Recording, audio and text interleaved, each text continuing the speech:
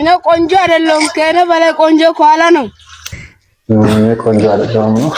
እኔ ቆንጆ ነኝ ግን ዋናው ከኋላ ነው። ዋናው ከኋላ ነው። መጣቻም ዋናው ወጣ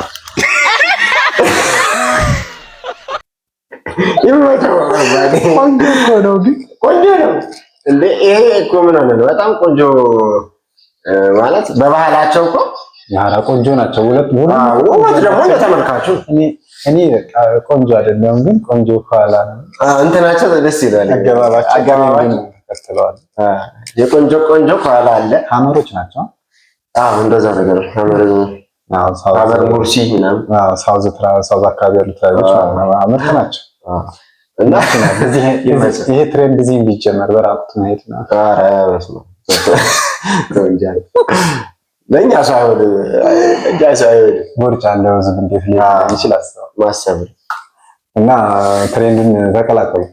እንደወደዳችሁ ተስፋ እናደርጋለን። ይመቻችሁ።